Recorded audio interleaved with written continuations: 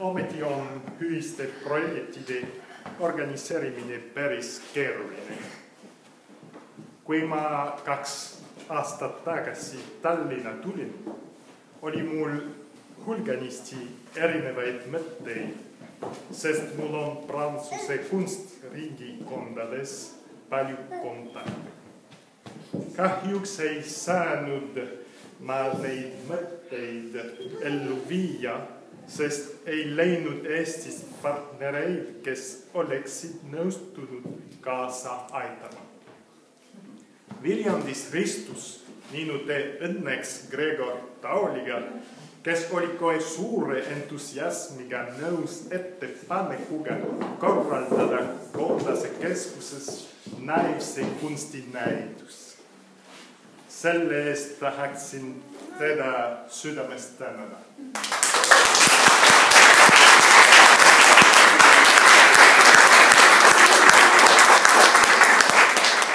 Olin seda enam rõõmus, kui sain teada, et Prantsuse kunsti eksponeeritakse siin esmakordselt. Aga selleks, et näitus lõplikult teoks saaks, pidin kõigepealt leidma motiveeritud inimese ja ma leidsin Jean-Louis Cerisier.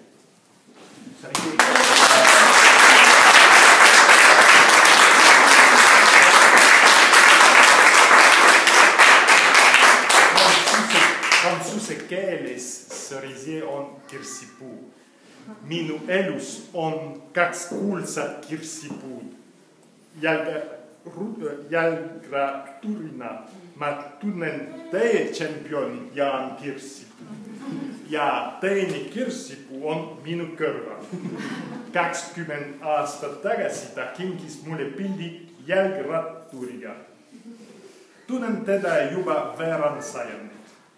Ta on suurepärane kunstnik ning naiivse kunsti spetsialist ja just tema organiseeris tänase näituse. Usaldasin tema kätte ka näituse korraldamise Valgevenes Minski riiklikus kunstimuuseumis. Seal oli näitus väga edukas ning olen veendunud, et seda väljapanekut hinnatakse kõrgelt ka Eestis. Samuti tahaksin edendada Viljandi ja mõne Prantsuse linna vahelisi sõprussuhteid. Härra linnapea ütles mulle, et teda huvitaksid väga sõprussidemed mõne Bretooni linnaga. Näitus Mayenne loomingus ristatud saatused poleks sündinud ilma Lavali linna toetuseta.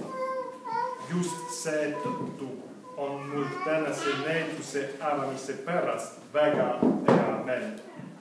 Ja loomulikult ootan kannatamatult Paul Kondase näituse korraldamist Mayennes ja võib olla ühel päeval Lavali ja Viljandi saamist sõprulinnadeks.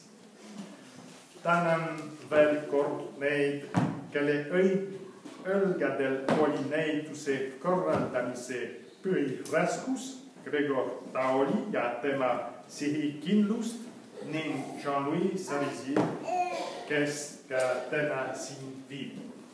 Väga tänan.